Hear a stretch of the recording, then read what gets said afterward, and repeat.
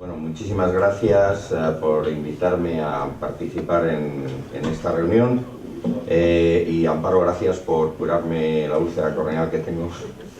Yo jamás hubiera imaginado que iba a venir a Valencia a que me curaran el ojo, pero tengo varias fotos que lo prueban, es fantástico. No veo muy bien, pero da igual, porque veáis vosotros. Apagarme las luces, anda. La idea era sencilla, cuando a la gente habla de biopsias intraoculares normalmente se refiere a tumores, y yo quería cambiar el tercio, ¿no?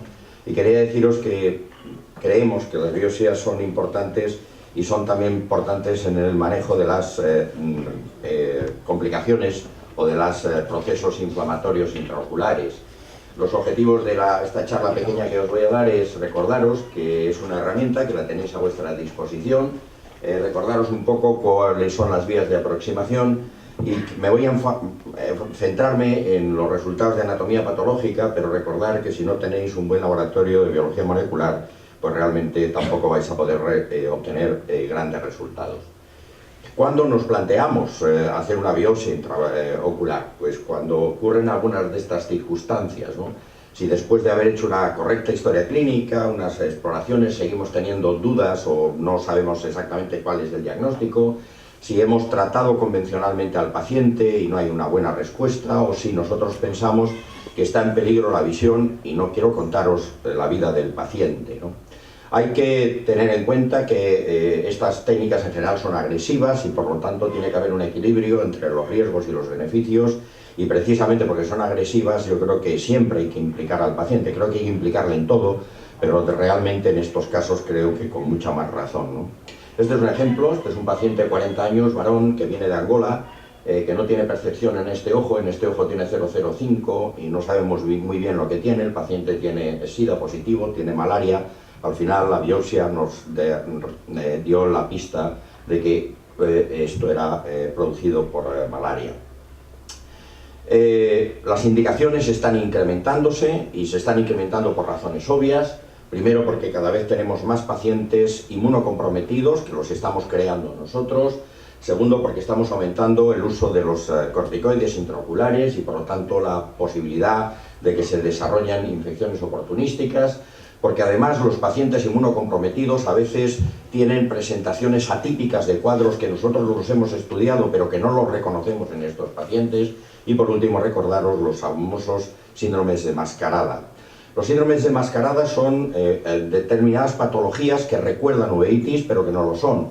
La causa más frecuente es el linfoma intraocular y hay que pensar siempre en ellos, y generalmente el único diagnóstico que podéis hacer es a través de una biopsia. Y este trabajo me parece interesante porque os recuerda dos cosas: que hay una media de 8 meses desde el comienzo de los síntomas de los linfomas hasta que se hace el primer examen ocular, y que además hay una media de 13 meses desde el comienzo de los síntomas hasta que se hace el diagnóstico, con lo cual, con todo lo que eso implica con respecto al pronóstico vital del paciente, ¿no?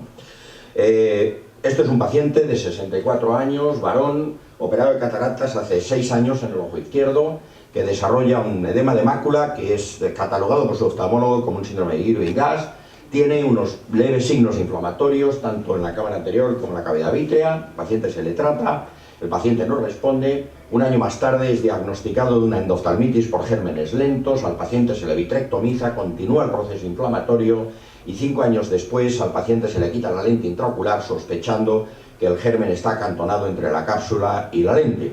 Pero la inflamación continúa y el paciente nos lo envían, y este paciente tiene este aspecto que veis aquí en el ojo izquierdo, con estas masas amarillentas o anaranjadas a nivel subretiniano, y nosotros decidimos hacerle una biopsia. La retina es completamente normal, pero ya veis estas células, son típicamente linfocitos, son positivas para el CD3, que es el PANTE, el anticuerpo PANTE para linfocitos, y CD20 positivos, y por lo tanto el diagnóstico está claro, es un linfoma uveal primario. Este es uno de los casos que os podéis encontrar todos los días, y recordar una frase de un francés que se llamaba Roger Nataf y que decía que solo se diagnostica aquello en lo que se piensa. Si cuando tengáis pacientes de estos delante de vuestras narices no pensáis que puede ser esto, seguramente jamás los diagnosticaréis. ¿Cómo podemos hacer las biopsias? Por simplificar he puesto 4 abordajes. El primero, que es la intravítrea, el segundo, que es la transescleral, transplana y la transvítrea. Realmente voy a hablaros de dos porque son las que yo tengo más experiencia y os diré por qué las otras tengo poca experiencia. La primera es la intravítrea. Esto no tiene nada que ver con lo que llaman los anglosajones el vitreous tap. Vitreous tap es poner con una jeringa y sacar un poquito. Esto va muy bien para los procesos de tipo infeccioso, sobre todo los infecciosos agudos, pero aquí vamos a dedicarnos a hacer una vitrectomía. De largo es la más frecuente que vais a realizar, y la vitrectomía tiene unas ventajas añadidas al hecho de obtener material que podéis procesar. Y las ventajas son que reduce la carga inflamatoria, por supuesto elimina las opacidades vítreas, es capaz de eliminar tracciones cuando existen, y por último se ha dicho que sobre todo con determinados antibióticos facilita la penetración intraocular. Este es un caso muy simple, es un paciente adicto a drogas por vía intravenosa, que tiene problemas en la visión en el ojo derecho. Esta es la masa que se le observa en vítreo, se extrae, se le hace una vitrectomía y aquí tenéis cándidas. Por lo tanto, es una candidiasis, es una infección fúngica de origen, en este caso concreto, endógeno, y lo que hay que hacer, naturalmente, es tratarle. Este es un caso razonablemente simple. Recordaros que cuando hagáis una vitrectomía tenéis dos opciones de enviar material. Uno de ellos es el cassette al final de la vitrectomía, pero a nosotros nos gusta obtener una muestra sin diluir. Esa muestra sin diluir se hace simplemente soltando el sistema de aspiración, colocando una jeringa de 5 centímetros cúbicos, el ayudante tira, no abrís todavía la línea de infusión, y de esa manera tenéis un material mucho más precioso que va a ayudar a vuestro patólogo y a la persona que trabaje en el laboratorio de biología molecular a tener más positividades. Se puede hacer con cualquiera de los calibres que queráis, y tiene una serie de complicaciones que en mi opinión no son específicas de la biopsia, sino que son específicas de la vitrectomía. Y este trabajo me gusta, es un trabajo al que suelo referirme, es un trabajo realizado en un hospital importante de Australia. Recogen los casos de biopsias que han hecho vítreas desde 1997 al 2003, son 59, más o menos unas 10 al año. Y lo que es importante es que no que lleguen al diagnóstico en los procesos inflamatorios en casi un 63% de los casos, sino lo que a mí me llamó la atención son aquellos casos en los que el resultado de la biopsia altera de forma dramática el manejo del paciente. Fijaros, fueron 7 casos, un 12%, un caso de tosoplasmosis que se creyó que era una retinitis viral, un caso de melanoma maligno que se pensó que era una endoftalmitis fúngica, casos de inflamaciones crónicas secundarias a un desprendimiento de retina, que se creía que era un proceso neoplásico, 3 pacientes con endoftalmitis infecciosa que se creían que eran uveitis idiopática, y un paciente que tenía un carcinoma de pulmón que se conocía, que se pensó que se tenía metástasis, y en realidad lo que tenía, además del hombre, era un linfoma. O sea, yo creo que son casos de suficiente entidad como para que en los lugares de referencia se tengan en cuenta este tipo de hallazgos. Vamos a la segunda de las aproximaciones, es la biopsia transvítrea. De largo es la que a mí más me gusta, probablemente porque tengo a mis espaldas muchísimas vitrectomías y es con la que me encuentro más a gusto. Recordar siempre que las indicaciones son uveitis atípicas con infiltración retiniana o coroidea, y que incluyen los 3 grandes diagnósticos diferenciales, que son infecciones, procesos malignos y naturalmente otros. Aquí hay que me gustaría daros algunas ideas, ¿no? Por ejemplo, que recordéis que en algunos casos concretos, independientemente de que decidáis hacer una vitrectomía con la 27G o con 25G o con 23G, en algunos casos concretos vais a tener que extraer material, y por lo tanto recordar que es preferible, por lo menos en los que somos diestros, trabajar pensando que la esclerectomía temporal la vas a tener que abrir, vas a tener que hacerla más grande, que los pequeños especímenes que obtengáis los podéis obtener a través de una cánula por aspiración, y recordar siempre, siempre, siempre obtener vítreo puro, mandar el vítreo puro al principio y al final recoger el cassette de la vitrectomía. Hay más cosas que hay que tener en cuenta, y es que tenéis que tener una fluida comunicación con el patólogo, no vale enviarle cualquier cosa. Nuestro patólogo en el instituto viene a ver los pacientes, con nosotros ve el cuadro de fondo y de alguna manera le explicamos qué es lo que vamos a hacer.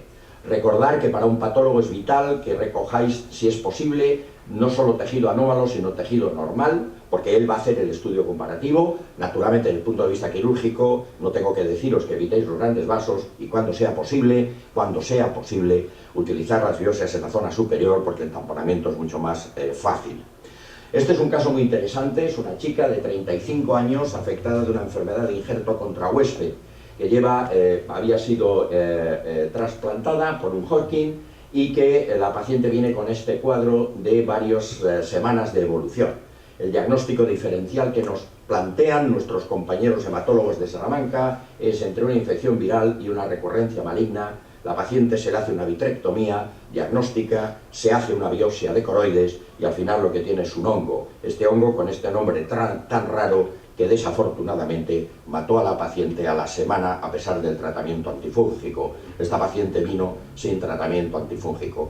No es que nos sirviera para mucho, aparte de poder publicarlo, pero simplemente nos puso sobre la pista que cuidado con estos pacientes, porque estos pacientes pueden tener sorpresas dentro de la patología que presentan, que ya de por sí es bastante abigarrada. Recordar, los que sois cirujanos, que tenéis que hacer una vitrectomía completa, no vale con un poquito, que hay que quitar la hialoides posterior y hay que ser cuidadosos, sobre todo si el paciente es joven. Muchísimos casos nos planteamos quitar el cristalino. Por supuesto, recordar que en algunos casos, si el fragmento es grande, y eso es muy bueno para el patólogo, tenéis que aumentar la esclerectomía y, naturalmente, chequear la esclera y normalmente, generalmente, lo que hacemos es rellenar el ojo con aceite silicón al final de la historia. Este es otro caso, ya con algunos años, de un chico con 29 años, varón, que viene con una pérdida de visión de 3 meses de evolución en el ojo izquierdo y que veis aquí, aunque se vea mal, un granuloma coroideo, vitritis, que eso es obvio, y signos de retinitis. El paciente ha tenido algunos tratamientos por parte de sus oftalmólogos, pero no ha tenido una clara resolución y nos lo envía para que hagamos un diagnóstico diferencial mediante una biopsia. El paciente se ha sospechado un herpes, pero no ha tenido buena respuesta con el tratamiento con aciclovir. Y como en aquel momento no teníamos cuantiferón, ahora no lo hubiéramos dudado, era PPD positiva, también se pensó que podía ser una tuberculosis. La duda la intentamos resolver mediante una biopsia transvítrea. Este fue el primer hallazgo, esto es lo que encontramos en el vítreo, aquí veis histiocitos formando un granuloma. La segunda de los hallazgos que encontramos fue membranas epirretinianas teñidas con hematoxilina osina, que no nos dicen absolutamente nada. Pero aquí cambia la situación con respecto a la coroides, porque en la coroides lo que nos encontramos, es estas células que tienen estos núcleos, que se dice que son como en cubreobjetos y que estos núcleos son aparentemente típicos de las infecciones por herpes. Ahí los tenéis. Bueno, a la paciente se le hizo también un Ziel-Nielsen por si acaso. El Ziel-Nielsen fue completamente negativo, pero la PCR nos dio positivo para EMPLES simples, que el paciente fue tratado y se resolvió el problema. Se resolvió el problema significa que conserva el ojo. Como podéis comprobar con el cuadro, comprender que con el cuadro que tenía el paciente no puedo hacer exhibición como alguno de los cirujanos de que recuperó 20/20 en ese ojo y en el contralateral. Recordar que estas técnicas, os lo he dicho al principio, son bastante agresivas, tienen por lo tanto graves complicaciones, por ejemplo, hemorragias intraoculares, hipotonías, desprendimientos de retina y VRP, razón de más para pensárselo 2 veces y para implicar también al paciente en la toma de decisiones. Este es un paciente interesante de 76 años, varón, que un año antes empezó a perder visión en el ojo izquierdo y tenía una mancha amarilla. Como tenía 76 años y una manchita amarilla, el oftalmólogo de su lugar de procedencia decidió que era una degeneración macular asociada a la edad, lo cual, por otra parte, pues que cómo no se va a equivocar. Pero aquello empieza a crecer, a crecer, a crecer y se hace así de grande. Y ya el oftalmólogo empieza a sospechar que esto, como de MAE, que no va a ser, que a lo mejor es otra cosa. La historia clínica del paciente es absolutamente anodina, el paciente no tiene absolutamente nada y nos lo envían. Estas son las pruebas de imagen, como veis, decidimos hacer una biopsia. Esta es la retina, que como veis es absolutamente normal, pero no hace falta saber mucha anatomía patológica para saber que esta coroide tiene células y que son bastante malas. Estas células son positivas para citoqueratinas, entonces se vuelve otra vez a evaluar al paciente y al paciente se le encuentra un adenocarcinoma de pulmón que fue susceptible de ser tratado pero que no hubiéramos sospechado si al paciente no se le hubiera hecho la biopsia, o por lo menos no lo hubiéramos sospechado en este estadio cuando todavía la historia del paciente era negativa. La siguiente posibilidad es una ruta transescleral. A mí no me gusta mucho para los procesos de tipo infeccioso inflamatorio, no para los tumores. En los tumores lo hemos hecho y lo hemos hecho algunas veces. Están indicadas para lesiones coroideas y yo siempre recomiendo que se haga junto con una vitrectomía. O sea, no hagáis nunca una biopsia a secas o a solas, porque además estáis indefensos. Creo que meter el sistema de infusión y hacer una vitrectomía os da una enorme ventaja y un gran control sobre el paciente. Y en mi experiencia es útil para aquellos tumores que están localizados anteriores al ecuador o a nivel de cuerpo ciliar. Esa es mi experiencia. Voy a presentar un caso donde al final decidimos hacer una ruta transvítrea, pero al principio estuvimos dudosos de hacer esta aproximación. Fijaros, es una paciente de 32 años, también de injerto contrahuésped, y que pierde agudeza o refiere pérdida de agudeza visual de un mes de evolución. La paciente, el hematólogo le ha hecho una PCR en sangre y cree que tiene Aspergillus. Y naturalmente con las historias que ya tenemos de infecciones por hongos, pues los hematólogos de toda Castilla y León, en cuanto ven un paciente con injerto contrahuésped que tiene algo en el ojo, le atizan cañonazos a ver qué pasa de antifúngicos por si acaso, ¿no?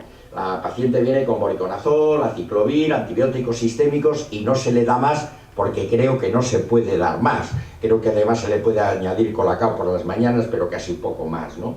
Y el hematólogo nos la refiere para un diagnóstico diferencial entre infección o un proceso de infiltrativo. La paciente llama la atención que tiene una masa en cuerpo ciliar, la veis aquí, pero nos llama la atención otra cosa y es que tiene una especie de hipopion, y esto nos tenía que haber dado ya la pista, ¿no? Entonces, con una masa en cuerpo ciliar, pues decidimos vamos a hacer una ruta transescleral, porque eso es lo correcto. Lo que pasa es que se nos ocurrió mirar el fondo de ojo a la paciente, y aunque aquí no se ve muy bien porque hay mucha luz, aquí veis que hay unas bolsas, hay un desprendimiento de retina en la zona temporal y hay una masa aquí que es evidente. Entonces decidimos, vamos por la ruta normal a biopsiar a la paciente. ¿Qué dudas nos pueden quedar en esta paciente? Nos pueden quedar muchas, porque están descritas muchas cosas. Por ejemplo, infecciones atípicas. Alguien dirá, bueno, esto no va a ser un toxoplasma.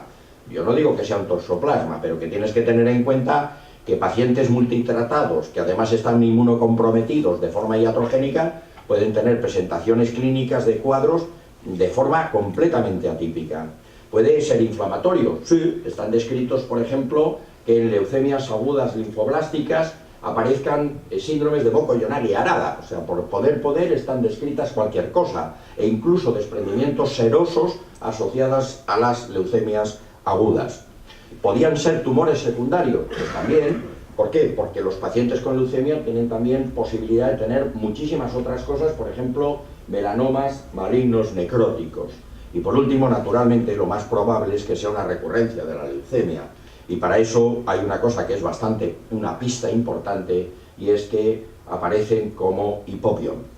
Bueno, este es el cuadro de la paciente y tampoco hace falta saber mucho, son positivas las células para CD45, CD34, fue una recurrencia de la enfermedad, la paciente fue convenientemente tratada por el hematólogo y la paciente afortunadamente, hasta donde nosotros sabemos, la paciente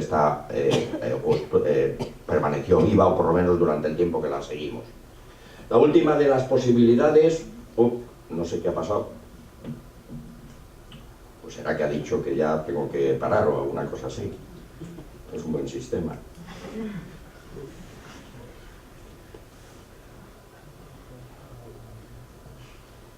Bueno, ya estamos en TEA, pero esto no enchufla.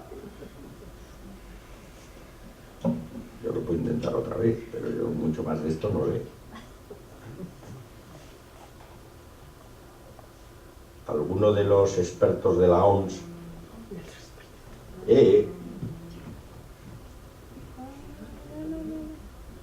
llevo 13 minutos hablando, pero no voy a acabar ya.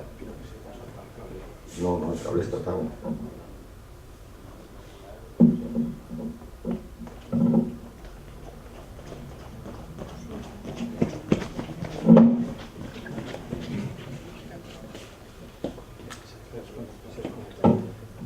El cañón se ha desconectado. Ah, pues yo lo he vuelto a conectar. Ah, que hay que volver a conectarlo allí. Bueno, que ya quedan 2 diapositivas. Si queréis algún anuncio de Coca-Cola o algo así.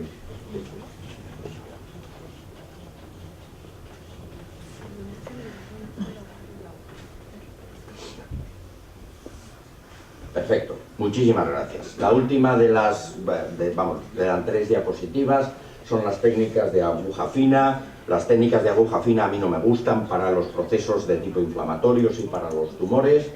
Como os pongo aquí, la decisión depende de la localización anatómica de la lesión. Evidentemente retroecuatoriales son las que se deben de utilizar.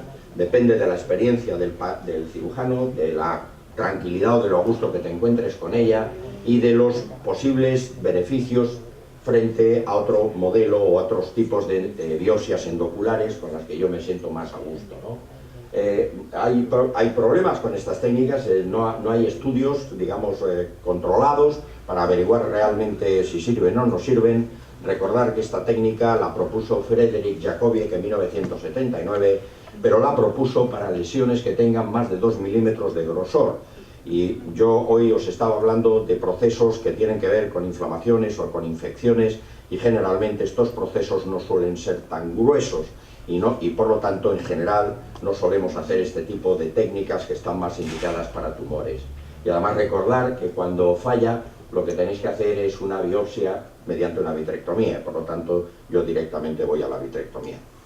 Simplemente para acabar y volver a daros las gracias de todo corazón por permitirme estar aquí, recordar que las biopsias son esenciales en muchos casos, que necesitáis un buen patólogo al que tenéis que haber entrenado. Es un patólogo que tiene que estar codo a codo con vosotros, que va a tener que manejar unos especímenes con muy poca celularidad en muchos casos, que idealmente debería discutir los casos con vosotros antes de poder que os metáis en quirófano, que las técnicas de biología molecular son esenciales si se sospecha un proceso de tipo infeccioso, y que el punto crítico no es que seáis unos magníficos cirujanos, sino que tengáis un equipo adecuado.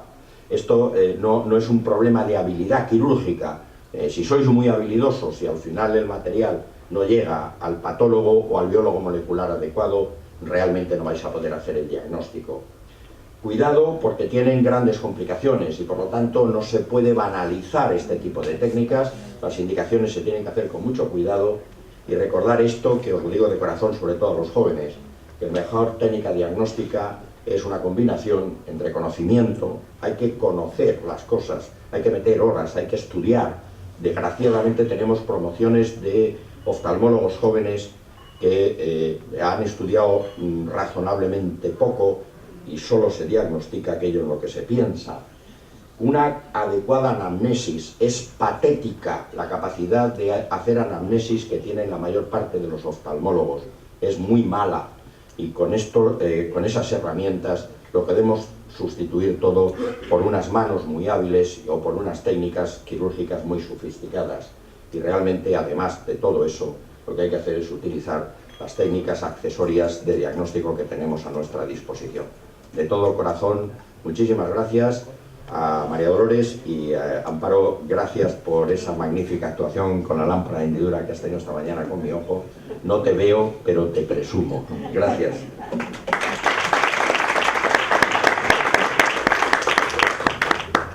Muchas gracias, José Carlos. ¿Alguien quiere hacer algún comentario? Aunque hemos recuperado bastante tiempo en esta mesa. ¿Algún comentario del profesor Pastor? Si usted hace pilo, José Carlos. ¿Cuán frecuente es esto? ¿Cuántas hacéis al año? Pues hacemos bastantes, porque como la gente se ha dado cuenta que les damos información, pues nos están enviando cada vez más. Es decir, es posible que estemos haciendo, pues a lo mejor, depende de los meses, pero vamos, 1 o 2 mensuales seguro. O sea, todo es cuestión de que dé servicio. O sea, yo creo que esto no se puede hacer en el hospital de Bollullos del Condado, provincia de Huelva. Lo digo porque no hay hospital. Suelo poner 2 o 3 ejemplos, es hablar de la portera de mi casa. Yo vivo en una adosado y no tengo portera. Entonces siempre hablo de la portera de mi casa y el hospital de Bollullos del Condado, que tampoco existe. Entonces yo creo que no se puede hacer en muchos sitios, pero sí que merece la pena tener un lugar al menos donde si tienes un caso de estos lo puedas enviar y que ya que se arriesga al paciente tengas las máximas garantías de que vas a tener un diagnóstico. ¿Y el porcentaje de diagnóstico que tienes es muy alto? Muy alto, altísimo. Pero tenemos un patólogo entrenado y gente de biología molecular que baja a ver el paciente, que baja a verlo. O sea, cuando yo voy a hacer algo, llamo a José Carlos López, uno de los patólogos, le llamo y le digo, ven, sacas al paciente la foto, se la pones allí y muchas veces discutimos con el paciente lo que vamos a hacer. Mire, le vamos a hacer esto, y le vamos a hacer aquí, le vamos a hacer allá. Y el patólogo lo está viendo. Eso es muy importante.